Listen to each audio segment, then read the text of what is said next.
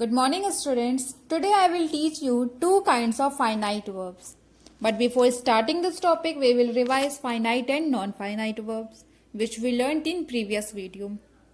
Finite verbs are the actual verbs. They show the direct relation to the subject. It is a form of a verb that is performed by or refers to a subject. For example, I am cooking food in the kitchen. Here, am cooking is a finite verb because it shows the direct relation to the subject. Non-finite verbs are not actual verbs. They don't show the direct relation to the subject. They work as nouns, adjectives, adverbs, etc. For example, I went outside to play cricket. Here you can see two verbs, went and to play. So went is a finite verb because it shows the direct relation to the subject and subject is I. And to play is a non-finite verb because it does not show the direct relation to the subject.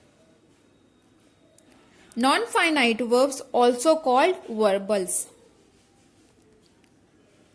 Now today's topic is two kinds of finite verbs.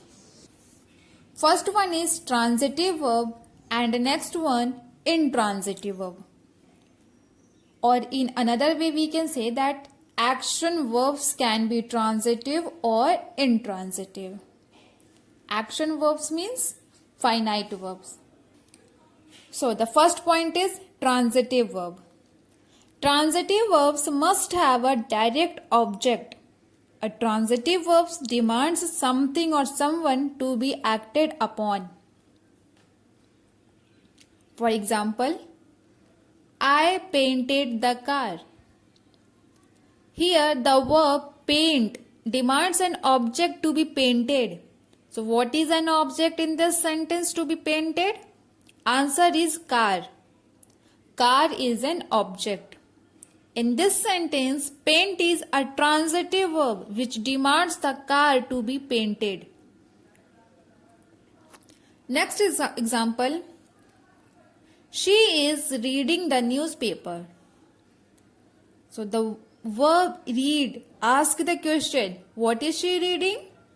So the answer is the newspaper. And newspaper is an object. In this sentence, read is a transitive verb which demands the newspaper to be read. Students, in these sentences, you can see that transitive verbs demands an object to be acted upon. Remember, subject plus transitive verb is not sufficient to make a complete sentence because transitive verbs demand a direct object, as we saw in examples. Now, next point is intransitive verb. Intransitive verbs don't act upon anything like a transitive verb. They may be followed by an adjective, adverb, preposition, or another parts of speech. For example, she smiled. Here, the verb smile can have any object, since the action of smiling does not fall upon anything or anyone. Next example, I wake up at 6 a.m. So in this sentence, the word wake is an intransitive verb. No object is needed for this verb. Subject plus intransitive verb is sufficient to make a complete sentence. Now, at the end, I am giving you some homework. Write 5 sentences of transitive verb and intransitive verb. Thank you.